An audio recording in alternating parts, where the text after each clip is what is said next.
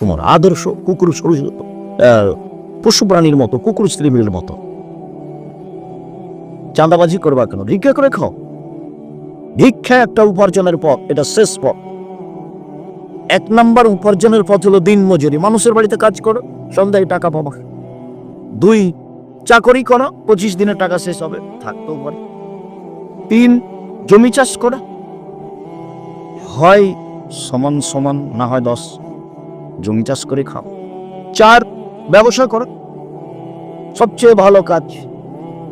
তখন আল্লাহ রাসূল বলছেন, আত-তাজির আস-সাদুক আল-আমিন মা শুহাদা ওয়াস-সিদ্দিকিন ওয়াল আম্বিয়া। সত্যবাদী বিশ্বস্ত ব্যবসায়ীরা বিচারের মাঠে নবীগণের সাথে থাকবেন। ইব্রাহিম আলাইহিস সালামের সাথে থাকতে পাবেন, বিশাল ব্যাপার। ব্যবসা বিশাল ব্যাপার। একজন সাহাবী রাতে রাসূলের কাছে অজুর পানি নিয়ে এসেছে আর মেসক।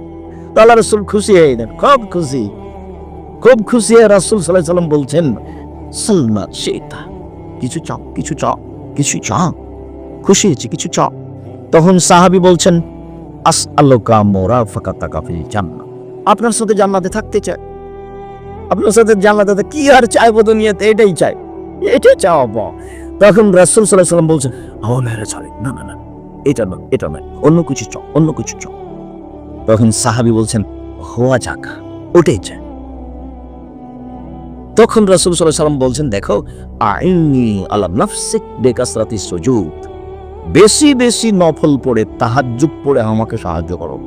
আমি কাউকে সাথে নিয়ে থাকতে পারবো না, আমার সাথে থাকতে হলে তাহাজ্জুদ পড়তে হবে, আর নফল সালাত আদায় করতে হবে, বেশি সিজদা করতে হবে। এত ভালোবাসা দেখালেন লোকটাকে, একজন সাহাবী, সাথের মানুষ, রাতে সাথে থাকবেন, অজুর পানি নিয়ে আসলেন, মেসক নিয়ে আসলেন, খুশি হয়ে গেলেন, চাও, কিছু চাও। তো বলছে, আপনার সাথে জান্নাতে থাকতে চাই। বলে, না, এটা না। উনি সাথে নিতে পারলেন না। আর এখন ওই মুখেই মুহাম্মদ সাল্লাল্লাহু আলাইহি সাল্লাম বলছেন, পৃথিবীর মানুষ শোনো, সত্যবাদী বিশ্বস্ত ব্যবসায়ীরা নবীদের সাথে জান্নাতে থাকবেন। তিনি বলছেন, শুধু তাই নয়, ইয়া মাশারাত তুজ্জার ইন্নাল বাইয়া ইয়াহদুরুল কিযব ওয়াল হালাফ, ব্যবসায়ীরা শোনো, ব্যবসাতে মিথ্যা কথা আছে, ব্যবসাতে কসম চলে আসে। ফাসুবহু বিসাদকা, দান করে ওই পাপটা মিটিয়ে দাও। আরো উৎসাহিত করলেন ব্যবসার জন্য। চাঁদাবাজি করো কেন? নিম্ন শ্রেণীর মানুষ, ইতর শ্রেণীর মানুষ, কুকুর শ্রীগুলোর মতো চাঁদাবাজি করবা কেন? ভিক্ষা করে খাও, 4টা পথ উপার্জনের 5ম নাম্বার হলো ভিক্ষা। ব্যবসা করো। আমি কোনোদিন বলিনি যে তুমি চকলেটের ব্যবসা করো। আমি চকলেটের ব্যবসা আমি বলেছি কম পয়সার ব্যবসা করো। চকলেটের ব্যবসা আমি কি বলেছি? কম পয়সার ব্যবসা করো, লোন নেওয়া লাগবে না, ঋণ নেওয়া লাগবে না। সেটা বাদাম হোক, সেটা চকলেট হোক, সেটা কলা হোক। সত্যবাদী বিশ্বস্ত ব্যবসায়ী হন। উপার্জনের সবচেয়ে ভালো পথ 1 দিন মজুরি। তখন আল্লাহ রাসূল বলছেন, এই শোনো, দিন মজুরকে শরীরের ঘাম শুকানোর পূর্বে টাকা দিয়ে দাও। 2 চাকরি। তখন বলছেন, এই শোনো, যারা চাকরি করছো, যেটা বেতন নির্ধারণ করা হয়েছে এর চেয়ে যা বেশি নিবা, সেটা হলো আত্মসাৎ। সাবধান। জমি চাষি মানুষেরা শোনো, চাষ করলে অন্তর শক্ত হয়ে যায়, চাষ করলে মানুষ ভীরু হয়ে যায়। তার মানে চাষ ভালো নজরে দেখলেন না। তাহলে 3টারই একটা কিছু বললেন। ব্যবসা এবার বলছেন, সত্যবাদী বিশ্বস্ত ব্যবসায়ীরা নবীদের সাথে জান্নাতে থাকবেন। ওগুলোও তো উপার্জন, কিন্তু সবচেয়ে ভালো উপার্জনের পথ কোনটা? ব্যবসা। বাদামেরও হতে পারে, চকলেটেরও হতে পারে, কলারও হতে পারে, জাপান থেকে মাল নিয়ে আসছি চট্টগ্রামের নামছে, সেটাও হতে পারে, ইনপোর্টও হতে পারে। এইটা কেন, সে কথা আজকে নয়। কথার প্রসঙ্গে কথা এসেছে, চাঁদাবাজি করবা কেন? ভিক্ষা করে খাবা। 4টা পথ উপার্জনের, পঞ্চমটা জায়েজ, ভালো নয়, সেটা হলো ভিক্ষা। বাপটা ভিক্ষা করে খাও। চাঁদাবাজি করো কেন? ইতর শ্রেণীর মানুষ চাঁদাবাজি করবা কেন? নিম্ন শ্রেণীর মানুষ চাঁদাবাজি করবা কেন? পশু প্রাণীর মতো জীবন কেন? চাঁদাবাজি করো কেন? জুয়ার চুরি করে কেন? রাহাজানি করো কেন, অন্যায় করো কেন, অবিচার করো কেন, মানুষের বদনাম করো কেন, মানুষকে খাটো করো কেন, মানুষকে জেল হাজতে দেও কেন, দলীয় তাপড় দেখো কেন, মানুষের মাটির মানুষ মতো হয়ে থাকো। কয়েকদিন বাঁচতে এসে এবং শ্বাস বন্ধ হয়ে গেলে মানুষ কবরে রেখে চলে আসবে। জীবন আর কোনোদিন তোমার সঙ্গে তাদের কথা হবে না, তার নাম মরণ। দলীয় তাপড় দেখিয়ে 1 মিনিট বেঁচে থাকার চেষ্টা করবেন না। ভুল হিসাব।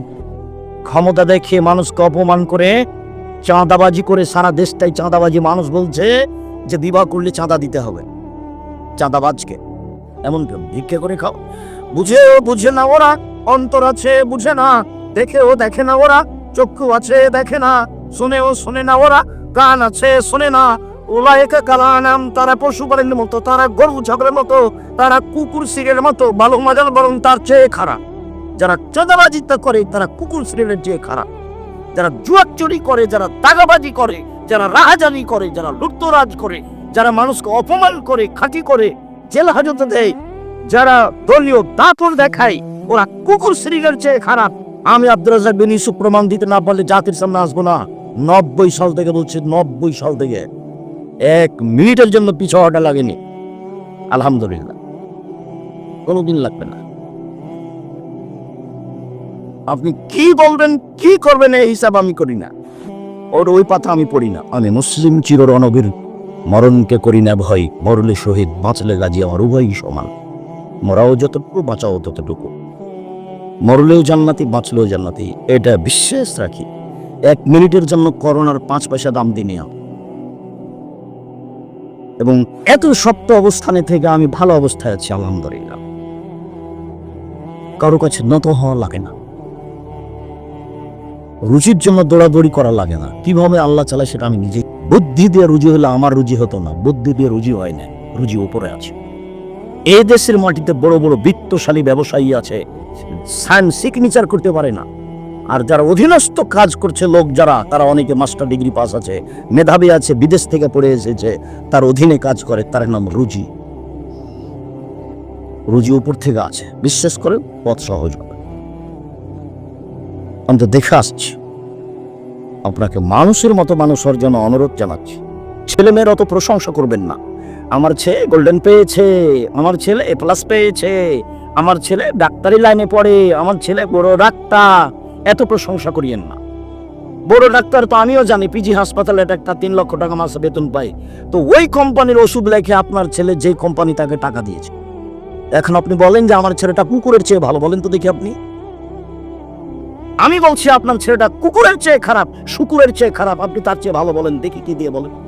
ধোঁকাবাজ, ও শয়তান, ও ভালো আবার কি? ও ভালো ইঞ্জিনিয়ার, আমিও বুঝলাম যে ভালো, কিন্তু ও টাকা চুরি করে, যে কোনো কাজে টাকা চুরি করে। আপনি বলেন দেখি ও সোরের চেয়ে ভালো, কুকুরের চেয়ে ভালো, বলেন দেখি। আমি বলিনি, আল্লাহ বলছেন ও সোর কুকুরের চেয়ে খারাপ। আমি বলবো কেন? আমার টাকা বাঁধেছে। ধর্মর আমি নিয়েছি, এজেন্ট নিয়েছি নাকি? ধর্ম তো কারোর কথা দিয়ে চলে না, একজন মানুষের কথা দিয়ে চলে, যার নাম মুহাম্মদ সাল্লাল্লাহু আলাইহি ওয়াসাল্লাম। 19-20 কেউ করতে বললে সেখান থেকে করতে হবে। যেহেতু পৃথিবীর কাউকে 19-20-এর ক্ষমতা দেওয়া হয়নি, কেউ কোনোদিন এটা পরিবর্তন করতেও পারবে না। আপনি ভালো ছেলে মানুষের মতো মানুষ করেন।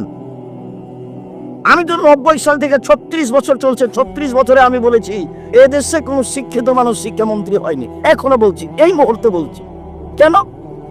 আরে ঠাকুরের গান কেন? 18 কোটি মানুষের কারো একটা ছেলে হয়নি এমন মেধার, যার গানটা আমাদের ছেলে মেয়ে বলবে। ঠাকুরের গান কেন? ঠাকুর তো দিন রাত বলছে, ও কালিমা তোমার আকাশ, ও কালিমা তোমার বাতাস, কালিমার বাবার আকাশ। তো আপনার ছেলে শিক্ষিত কে বলেছে? আমি তো বলিনি। আমি এক সন্ধ্যার জন্য এই গান বলিনি, আমার ছেলে মেয়ে বলে না, আমার দেশ রাস্তা গেলে আমি কোনোদিন বলবো না ইনশাআল্লাহ। ঠাকুর জাতির শত্রু, ঠাকুর বাঙালিদের শত্রু, ঠাকুর মুসলমানের শত্রু, ঠাকুর ঢাকা বিশ্ববিদ্যালয়ের শত্রু, ঠাকুর সারা বাংলাদেশের পুরুষ মানুষকে এক বাক্য দিয়ে মুশরিক করে ছেড়েছে, তোরা হিন্দু মুশরিক হয়ে মরে যা, মরলে জাহান্নামে চলে যাবি। সে ঠাকুরের পরিকল্পনা আপনার ছেলে বুঝতে পারলো না। আর আপনি বলছেন আমার ছেলে মেধাবী। মানে আমি তো বলিনি আপনার ছেলেকে মেধাবী। আমি আব্দুর রাজ্জাক বিন ইউসুফ বলিনি কোনোদিন। ছেলে মেয়ে আপনি নিজেই মানুষ করেন, নইলে আপনি ছেলে মেয়ে আমাকে দিয়ে দেন।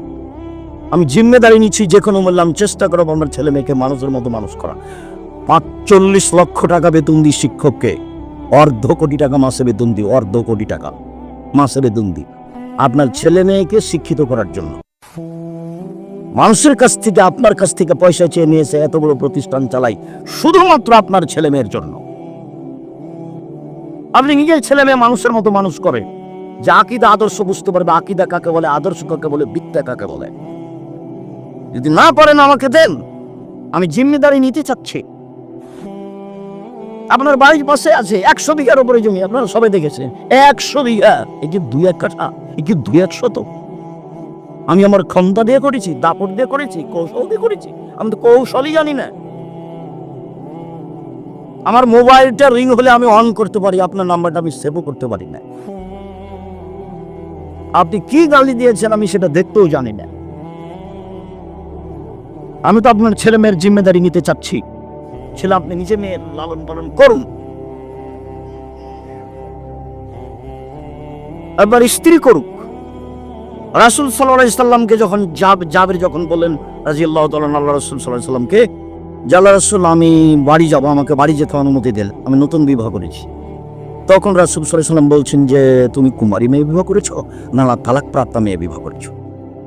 তখন জাবের রাদিয়াল্লাহু তাআলা বলছেন যে আমি বেশি বয়সের তালাক প্রাপ্তা মেয়ে বিবাহ করেছি। তো রাসূল সাল্লাল্লাহু আলাইহি সাল্লাম বলছেন কুমারী মেয়ে কেন বিবাহ করলে না? কুমারী মেয়ে বিবাহ করতে, তুমি তার সাথে খেলতো, তোমার সাথে খেলতো।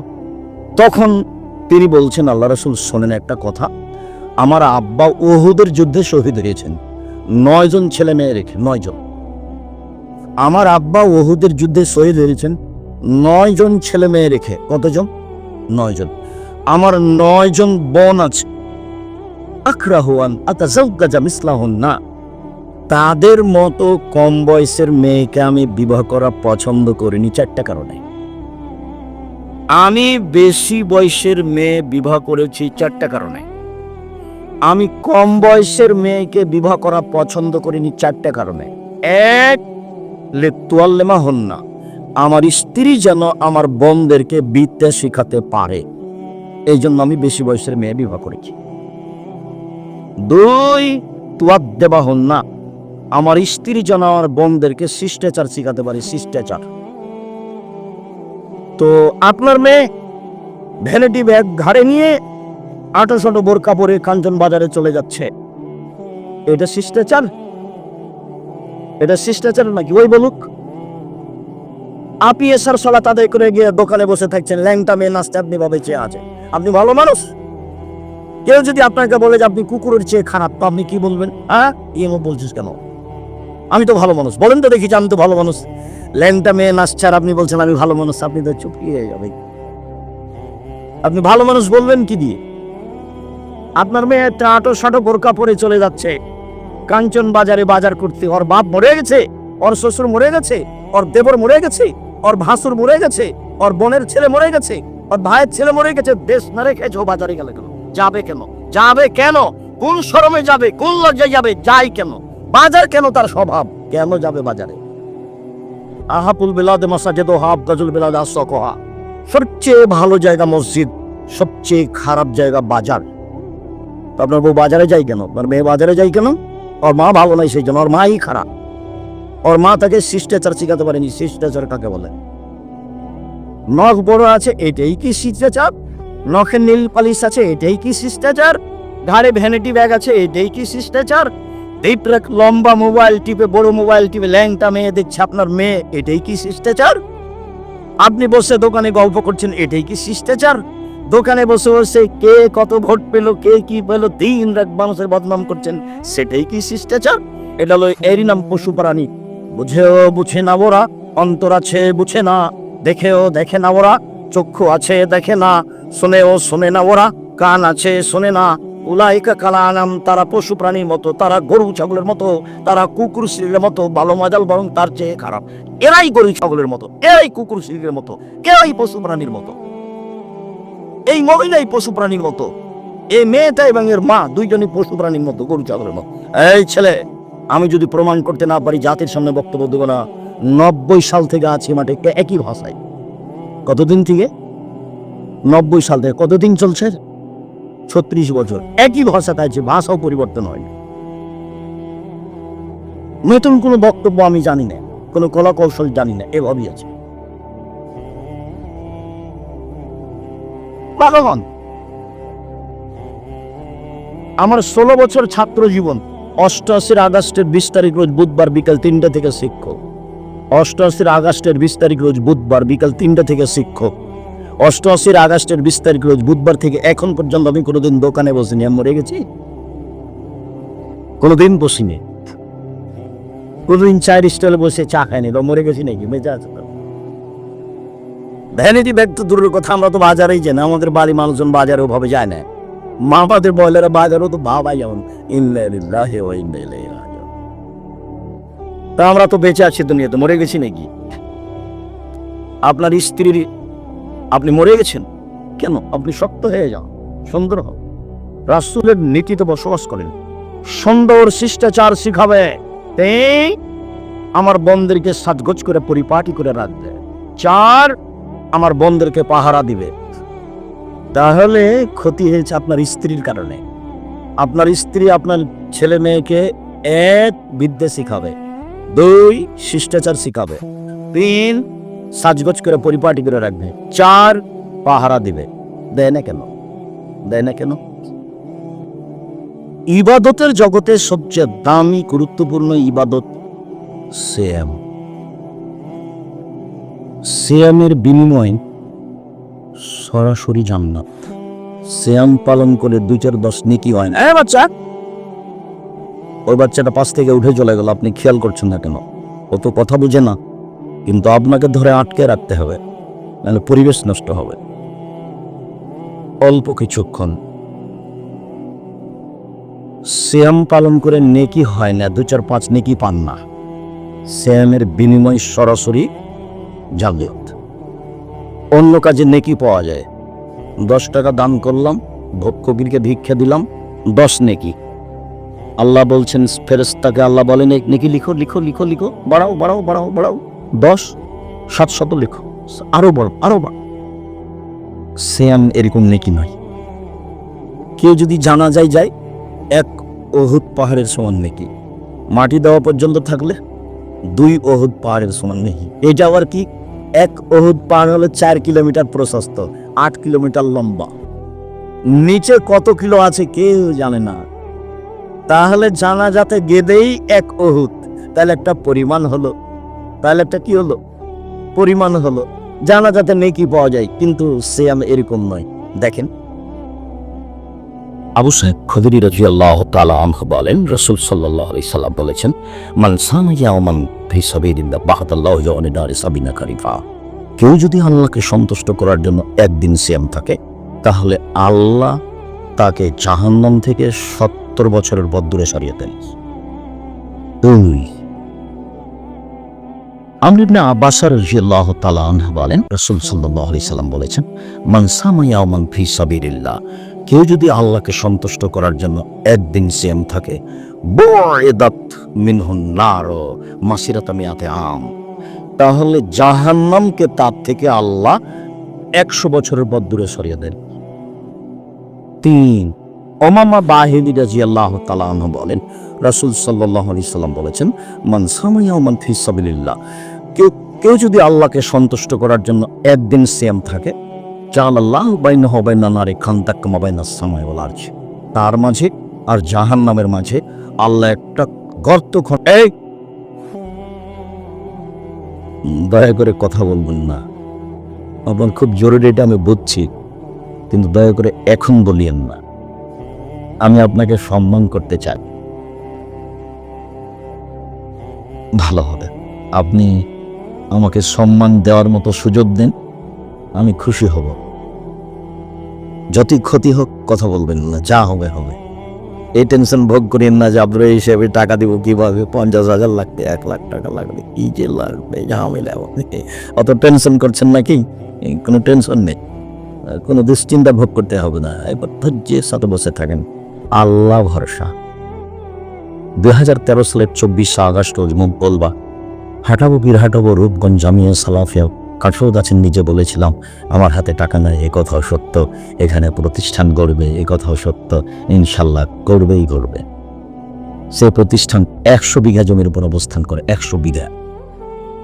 তাহলে আপনি যদি শুকরিয়া সিজদা না দেন, আলহামদুলিল্লাহ না বলেন, তাহলে তার নেয়ামতের অকৃতজ্ঞতা প্রকাশ করা। আলহামদুলিল্লাহ, আল্লাহ মানুষকে নেয়ামত দেন, আল্লাহ দেন, এটা তার প্রমাণ। আমি কোনো ব্যবসা বাণিজ্য করি না, আমার আব্বা চাষি মানুষ, আমি এইটা বুঝি। আমার আব্বা জমি জায়গা কিছু রেখে গেছেন, আমরা ভাগে পেয়েছি জমি জায়গা, আমরা মনে করি এতে আমাদের সংসার চলছে আলহামদুলিল্লাহ। মানুষ আমাদের কি সহযোগিতা করছে না করছে এটা আমরা ভাবি না। যেহেতু ব্যবসা বাণিজ্য করি না, কাজে আমি জামিয়া সালাফের তেমন উপকার করতে পারবো এটা আমি পারবো না করতে, কেননা আমার কাছে ওইরকম টাকা নেই। তবে আমি আল্লাহকে দিনরাত বলি যে জামিয়া সালাফিয়ার জন্য আমার দ্বারা কোনো ক্ষতি না হয়, এইটা আমি চাই না। কেননা এটা আমি নিজে নিয়ে আমার উপরে চাপিয়ে দেওয়া হয়েছে। যেহেতু চাপিয়ে তুমি দিয়েছ, কাজে তুমি সহযোগিতা আমাকে করো। আমি জামিয়া সালাফের কোনো ক্ষতি করতে রাজি নই। আমি অ্যাকশন দেখালে তার টাকা দিয়ে দেবো। আমি জামিয়া সালাফের কোনো সুবিধা ভোগ করতে চাই না। 5000-এর বেশি ছেলে মেয়ে পড়ে এখানে রাজশাহীতে, 300 জনের বেশি শিক্ষক শিক্ষিকা। আপনি নিরাশা হবেন কেন? আল্লাহর দয়া আছে, আপনি নেন। কেন ঘুমিয়ে থাকেন? কেন এইভাবে মিছিল করে বেড়াচ্ছেন রাত 2টা-3টা মিলে? আল্লাহর নবী বলছেন যে রাতের 3 ভাগের 2 ভাগ পার হলে আল্লাহ সপ্তম আকাশ থেকে প্রথম আকাশে নেমে আসেন, এসে বলেন মেয়াদুদি ফাস্তাজিব লাহু, যে আমাকে ডাকে আমি তার কথা শুনে নিব। মায়ের শুনে ফাউতিয়াহু, যে যা চাই আমি তাকে তাই দিয়ে দিব। মায়াস্তাক ফিরুনি ফাক ফিরাল্লাহু, যে আমার কাছে ক্ষমা ভিক্ষা চাই তাকে ক্ষমা করে দিব। তা আপনি ঘুমিয়ে আছেন কেন? সরব না কেন আপনার? উনি তো নিচে নেমে এসেছেন আপনার সাথে কথা বলার জন্য। বুঝাতে পারলাম না কথা মনে হয়? কে নেমে এসেছেন? আল্লাহ। কার সাথে কথা বলার জন্য? জিবরাইলের সাথে নয় তো, পশু প্রাণীর সাথে নয়, আমার আর আপনার সাথে। আমার আর আপনার সাথে। আমি আর আপনি দলবাজি করে দিন কাটাচ্ছি যেন সারা দুনিয়া কাটাচ্ছে, এটা আপনি মনে করবেন না? আমি 22শে ডিসেম্বর থেকে নিয়ে 11ই জানুয়ারি পর্যন্ত লন্ডনে দেখেছি, আমি কোথাও 2 জন বসে গল্প করছে এরকম দৃশ্য দেখিনি। অবাক হতে হয়। 14 ঘন্টায় যে সিঙ্গাপুর এয়ারলাইন্সে থাকলাম আমি, সিঙ্গাপুর থেকে লন্ডন পর্যন্ত 14 ঘন্টা। এর মধ্যে আমি কাউকে দেখলাম যে কারোর হাতে নেই ইন্ডিয়ার গান, ল্যাংটা মেয়ে নাচছে, কাউকে দেখিনি। 2-1 নাটক হতে পারে, সবাই ব্যস্ত আছে, পড়ানি ব্যস্ত আছে, মোবাইলের জন্য কি করছে সব ইহুদি খ্রিস্টান। আর আপনি এত নিম্ন কেন?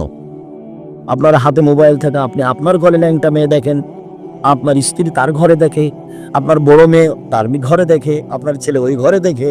তাহলে এই বাড়িটা একবারে জেনার সয়লা বন্যা। এই বাড়িটা কিসের বন্যা? জেনার। সবাই ল্যাংটা মেয়ে নিয়ে ব্যস্ত আছে। আর কে কাকে বদনাম করতে পারলো, গিবাত করতে পারলো, মারতে পারলো, সেটা নিয়ে ব্যস্ত আছে। ছি ছি ছি ছি ছি ছি ছি, নাউজুবিল্লাহ মিন যালিক, লা হাওলা ওয়ালা কুওয়াতা ইল্লা বিল্লাহ। নিরাশা কেন? রাতের 3 ভাগ রাত 10টায় ঘুমিয়ে যান। বাড়িতে কারফিউ জারি থাকবে প্রেসিডেন্ট আইয়ুবের, মাশাআল্লাহ। ঘুমাতেই হবে। চাপানা মজার ভাষায় তুই তো ঘুমাই, তোর বাপকে ঘুমাতে হবে। এসার সালাতের পর পড়াবে, তুই তো কেউ বাড়িতে জেগে থাকতে পাবে না। কালকে 4টা 4:30টায় এই কাঞ্চন ব্রিজের নিচ দিয়ে যাচ্ছিলাম, তখন বেশ কিছু দোকানের লোক বসে আছে ভোর 4টায়। জবাব আমি দিব? আপনি দেন। গত রাতের কথা বলছি, কুমিল্লা থেকে আসছি না, ভোর 4টায় পার হচ্ছে, জবাব আমি দিব কেন? আপনি দেন। ও কি হিন্দুর ছেলে?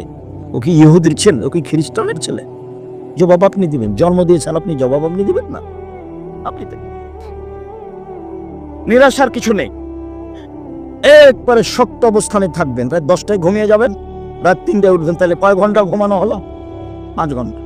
যদি 4টায় উঠেন 6 ঘন্টা ঘুমানো হলো। 6 ঘন্টা পরে উঠেন, কিছুই বলতে না পারলে অজু তো করতে পারবেন, সুন্দর করে অজু করে কোন রকম করে ছেঁচড়া মেচড়া করে যেভাবে বুঝেন 2 রাকাত সালাত আদায় করেন।